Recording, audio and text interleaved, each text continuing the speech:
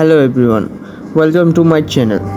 আজকে আমি কথা বলবো Star Wars 1 the Phantom menace. এই পুরা ফ্র্যাঞ্চাইজটাকে তিনটা আলাদা পার্টে ডিভাইড করা হয়েছে।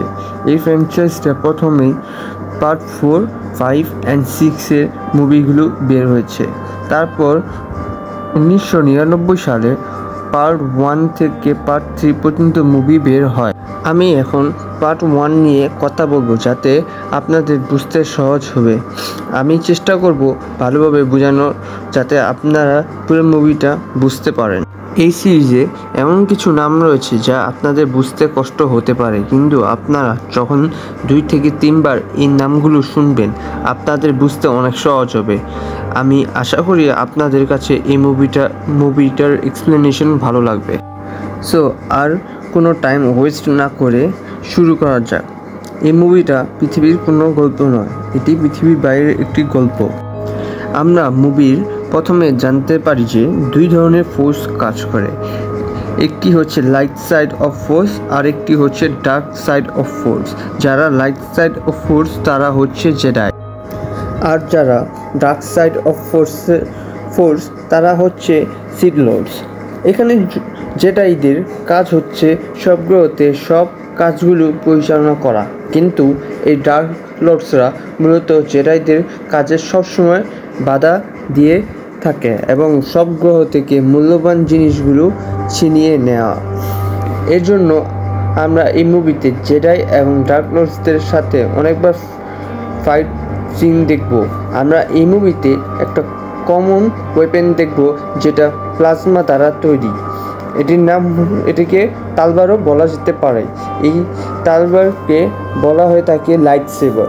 জেডাইদের কাছে যেই লাইট সেভার থাকে সেটা গ্রিন, ব্লু, ইয়েলো এবং হোয়াইট রঙের হয়ে থাকে, আর অপরদিকে সিথ লর্ডসদের কাছে যেই লাইট সেভার থাকে সেগুলো রেড রঙের হয়ে থাকে।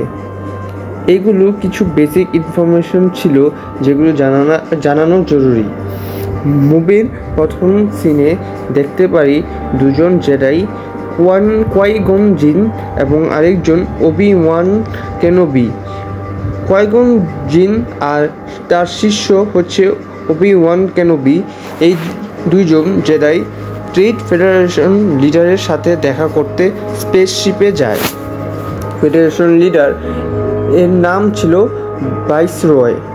ভাইসরয় যেই ম্যানেজার ছিল সে ভাইসরয়কে পরামর্শ আর বলে যে সেক্রেটারি যেই মহান দ্য ডার্ক সিথকে বিশ্বাস করতে বলে, কারণ ডার্ক সিথ তাদের সাথে সবসময় থাকবে এটি বলে ভাইসরয়কে তার সেক্রেটারি আশ্বাস দেয়।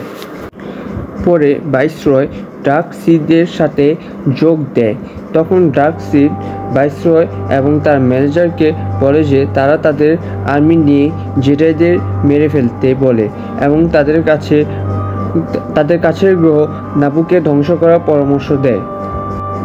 দেখতে দেখতে ড্রয়েড আর্মি জেডাইদের মারার জন্য চলে যায়, কিন্তু জেডাইদের কাছে তাদের ওয়েপেন লাইট সেভার ছিল, যেটা দিয়ে তারা দুজনই ড্রয়েড আর্মিদের সাথে মোকাবেলা করে। ড্রয়েড আর্মির সংখ্যা অনেক থাকার ফলে তারা দুজন জেডাই সেখান থেকে পালিয়ে নাবু গ্রহতে চলে যায়। জেডাই দুজন নাবু গ্রহতে পৌঁছানোর পর তারা দেখতে পায় ড্রয়েড আর্মিও তাদের পিছু করে সেই নাবু গ্রহতে পৌঁছে যায়। জেডাইরা তখন একজন নতুন ক্যারেক্টারের সাথে পরিচিত হয় যার নাম হচ্ছে জার জার বিংস। এই জার জার বিংসের জাতির নাম হচ্ছে গনগন। এই জার জার বিংস মূলত গঙ্গার রাজ্যে থাকতো, কিন্তু তাকে সেখান থেকে বের করে দেওয়া হয়, তাই সে এখন নাবু গ্রহতে বসবাস করে। কোয়াই-গন জিন ড্রয়েড আর্মি থেকে জার জার বিংসকে রক্ষা করায় জার জার বিংস জেডাইদের সাথে থাকার সিদ্ধান্ত নেয়। তারপর তারা তিনজন নাবু গ্রহের রানীর সাথে দেখা করতে যায়, কিন্তু তখন তারা জানতে পারে নাবু গ্রহে ড্রয়েড আর্মি পৌঁছে গেছে এবং ভাইসরয়ের সৈন্যরা নাবু গ্রহের রানী আর তার সেক্রেটারিকেও ধরে ফেলে। রানীর নাম ছিল অ্যামিডালা। জেডাই এই দৃশ্য দেখার পরই ড্রয়েড আর্মিদের উপর আক্রমণ শুরু করে, যাতে তারা রানী অ্যামিডালাকে বাঁচিয়ে অন্য জায়গায় নিয়ে যেতে পারে। তারা জানতো যে তারা যদি এই গ্রহে বেশি সময় নষ্ট করে তাহলে ড্রয়েড আর্মি এসে তাদের সবাইকে মেরে ফেলবে। তখনই তারা একটি স্পেসশিপ নিয়ে অন্য গ্রহে চলে যাওয়ার সিদ্ধান্ত নেয়, এবং তারা যখন খুব দ্রুতগতিতে স্পেসশিপ নিয়ে চলে যাওয়ার চেষ্টা করে তখনই তাদের স্পেসশিপের হাইপার ড্রাইভ নষ্ট হয়ে যায়। তখন তারা সিদ্ধান্ত নেয় তারা নাবু গ্রহের একটি কাছের গ্রহে গিয়ে এই স্পেসশিপ ঠিক করবে। তখন তারা ট্যাটোইন নামের একটি গ্রহে পৌঁছায়। তাদের স্পেসশিপ খারাপ হয়ে যাওয়ার ফলে কয়েকজন জিন তার শিষ্যকে শিপে থাকতে বলে, এবং সে ট্যাটোইন গ্রহে তার স্পেসশিপ ঠিক করার জন্য যেসব জিনিস লাগবে তা কেনার জন্য বের হয়। ঠিক তখনই একটি রোবট যার নাম R2-D2 এবং জার জার বিংস তাদের সাথে রানীর একটি সেক্রেটারি পেটে পেয়ে তারা একসঙ্গে জিনিসপত্র কেনার জন্য বের হয়। তারা চারজন তখন একটি জায়গায় পৌঁছায় যেখানে তারা অনেক রকমের জাতি প্রজাতির প্রাণী দেখতে পায়। তখন তারা বেটো নামের একজন দালালের সাথে কথা হয়। তখন তারা সেই দালালকে জিজ্ঞেস করে যে তার কাছে কি তাদের শিপের হাইপার ড্রাইভ আছে কি না। সেই হাইপার ড্রাইভের নাম হলো P3O21। এখন দালাল বলে হ্যাঁ, তার কাছে ওই রকম একটা হাইপার ড্রাইভ আছে, কিন্তু সেটা নিতে হলে তার অনেক বড় মূল্য দিতে হবে। তখন কোয়াইগন এক ধরনের মুদ্রা দেয়, কিন্তু বেটো তখন মানা করে দেয়, কারণ সেই গ্রহে সেই মুদ্রা চলে না। তাকে গোল্ড অথবা ক্যাশের মাধ্যমে তার থেকে হাইপার ড্রাইভ নিতে হবে। যখন বেটো এইসব বলছিল তখন বেটোর একজন গোলাম, যা একজন মানুষ ছিল যার নাম অ্যানাকিন স্কাইওয়াকার। এই স্কাইওয়াকারের একটা ভালো গুণ হচ্ছে যে স্পেসশিপগুলো রিপেয়ার করতে পারে। তখন অ্যানাকিন এসে কয়েকজন জিনকে বলে যে তার কাছে একটা স্পেসশিপ আছে, সেই স্পেসশিপ দিয়ে যদি সে রেস করে আর সেই রেসে যদি সে জিতে তাহলে সে যা মূল্য পাবে তা দিয়ে তারা হাইপার ড্রাইভ কিনতে পারবে। তখন কয়েকজন জিন তা অ্যানাকিনের সাথে কথায় রাজি হয়ে যায়। তখন কয়েকজন বেটোর সাথে একটি চুক্তি করে যে যদি অ্যানাকিন রেস জিতে তাহলে অ্যানাকিনকে কয়েকজন নিয়ে যাবে তার সাথে। তার কিছুদিন পর সেই দিনটি আসে যখন অ্যানাকিন তার শিপ নিয়ে রেস শুরু করে। একটা ভালো ধরনের রেস হয়েছিল। ওই রেস সবচেয়ে দ্রুততম গতিতে যে প্রাণীটি যাচ্ছিল সে এর আগেও অনেকবার রেস জিতেছে। এবারও জেতার জন্য সে চালাকি করছিল। সে অনেকবার অ্যানাকিনকে হারানোর চেষ্টা করছিল। ওই রেস 3টা রাউন্ড ছিল জেতার জন্য। অ্যানাকিন ওই রেসটা জেতার জন্য তার বিপক্ষে থাকা প্রতিপক্ষকে ভালো প্রতিযোগিতা দিচ্ছিল। অ্যানাকিনের প্রতিপক্ষকে ভালো প্রতিযোগিতা দেওয়ার পর রেস জিতে যায়। এই রেস অ্যানাকিন জেতার ফলে কয়েকজন জিন তার স্পেসশিপের জন্য হাইপার ড্রাইভ কিনতে পারে এবং চুক্তি অনুযায়ী অ্যানাকিনকে গোলামি থেকে মুক্তি করে দেয়। তখন আমরা সেখানে অ্যানাকিনের মাকে দেখতে পাই, সেও ভেটোর গোলাম ছিল। অ্যানাকিন যখন কয়েকজন জিনের সাথে চলে যাবে তখন সে তার মার সাথে দেখা করে এবং তার মাকে গোলামি থেকে মুক্তি দিবে বলে আশ্বাস। অ্যানাকিন এর মা জানতো কয়েকজন জিন একজন জেদাই ছিল এবং জেদাইরা অনেক শক্তিশালী হয়ে থাকে, তাই তার ছেলেকে জেদাইয়ের সাথে চলে যেতে দেওয়ার জন্য রাজি হয়। জেদাইদের কাছে এক ধরনের শক্তি রয়েছে যার মাধ্যমে কয়েকজন জিন বুঝতে পারে অ্যানাকিনের মধ্যে অনেক ধরনের গুণ রয়েছে। এর জন্য অ্যানাকিন অনেক জ্ঞানী ছেলে। তখন তারা অ্যানাকিন এর রক্তের পরীক্ষা করেও তারা পুরোপুরি নিশ্চিত হয়ে যায়। তারপর আমরা দেখতে পারি পুরনো একজন যোদ্ধাকে, যার নাম মাস্টার যোদ্ধা। সে ছিল সবচেয়ে পুরনো শক্তিশালী। তখন কয়েকজন জিন এসে মাস্টার যোদ্ধাকে বলে যে সে একজনকে জেদাই হওয়ার জন্য ট্রেন করতে চায়। তখন মাস্টার ইয়োদা এবং তার সাথে থাকা সবাই বলে ওঠে যে একজন জেডাই একজন শিশুকে জেডাই হওয়ার জন্য প্রশিক্ষণ দিতে পারবে, আর তোমার কাছে একজন শিষ্য আছে, ওবি-ওয়ান কেনোবি।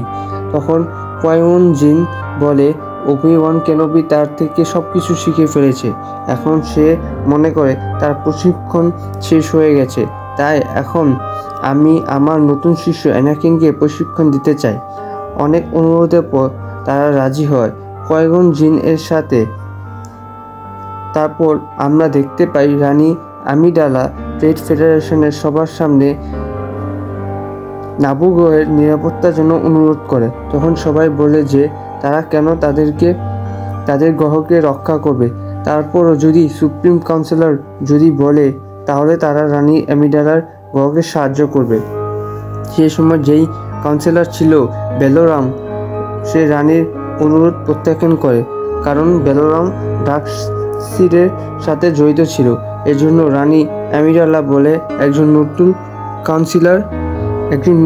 কাউন্সিলরকে নিয়োগ দেওয়া হোক, কিন্তু এটি বাস্তবায়ন করার জন্য অনেক সময়ের প্রয়োজন। তখনই নাবু গ্রহের উপর ডেট্রয়েট আর্মি অনেক আক্রমণ শুরু করে। তখন রানী আমিডালা নতুন কাউন্সিলর নির্বাচন শুরু করে তার গ্রহকে বাঁচাতে চলে যায়। যখন রানী নাবু গ্রহে আসে, সে বুঝতে পারে ড্রয়েড আর্মি এর সংখ্যা অনেক, তাদের সাথে মোকাবেলা করার জন্য অনেক আর্মির প্রয়োজন। তখন জার জার বিংস বলে যে তাদের দলের যে গান আছে তারা ভালো যুদ্ধ করতে পারে। যদি রানী বলে তাহলে জার জার বিংস তার বন্ধুদের সাহায্যের জন্য আসার কথা বলতে পারে। তখন জার জার বিংস গান এর রাজার কাছে যায় এবং তাদের সাহায্য করতে বলে, কিন্তু সেখানকার রাজা তাদের মানা করে দেয়। তখন পেটেপে সামনে আসে এবং সবার সামনে খুলাসা করে যে সেই আসল রানী আমিডালা। সে তার পরিচয় লুকিয়ে রেখেছিল কারণ ড্রয়েড আর্মি তাকে মারতে চায়, এজন্য নিজের মতো দেখতে একজনকে রানী আমিডালা বানিয়ে দেয়। যখন এসব কথা সেখানকার রাজা শুনে, তখন সে তাদের সাথে যুক্ত হয়ে লড়াই করতে রাজি হয়। তার কিছুদিন পর সব ড্রয়েড আর্মি নাবু গ্রহে এসে পড়ে এবং রানীর উপর আক্রমণের চেষ্টা করে। রানীকে রক্ষার জন্য পুরো গ্যানগান এর সৈন্যরা সামনে আসে লড়াইয়ের জন্য। তারপর তাদের মধ্যে লড়াই শুরু হয়। তখন অ্যানাকিন কিছু সৈন্যদের নিয়ে ড্রয়েড আর্মিদের শিপে আক্রমণ করে। অনেক সময় লড়াইয়ের পর পুরা শিপটা ধ্বংস করে দেয়। তখনই ডার্ক সাইডের একজন শিষ্য ডার্ক মোল, ওবি-ওয়ান কেনোবি আর কোয়াই-মন জিনের লড়াই শুরু করে লাইট সেবার দিয়ে। ডার্ক মোল তাদের দুজনের সঙ্গে অনেক ভালো লড়াই করছিল। এক সময় এমন সময় আসে যে ডার্ক মোল সুযোগ বুঝে লাইট সেবার দিয়ে কোয়াই-মন জিনকে গুরুতর আঘাত করে। এটি দেখে ওবি-ওয়ান কেনোবি খুব রাগ করে ডার্ক মোলকে মেরে ফেলে। এই লড়াই শেষ হওয়ার পর কোয়াই-মন জিন তার মৃত্যুর আগে ওবি-ওয়ান কেনোবিকে বলে অ্যানাকিনকে প্রশিক্ষণ করার জন্য। এটি শুনে কেনোবি রাজি হয়। লড়াই শেষ হবার পর আমরা দেখতে পাই একজন নতুন কেউকে কাউন্সিলর নির্বাচিত করা হয়। তারপর মাস্টার ইয়োদা ওবি-ওয়ান কেনোবিকে অনুমতি দেয় অ্যানাকিনকে প্রশিক্ষণ দেওয়ার জন্য। এই মুভিটি এখানেই সমাপ্তি হয়। Thank you everyone.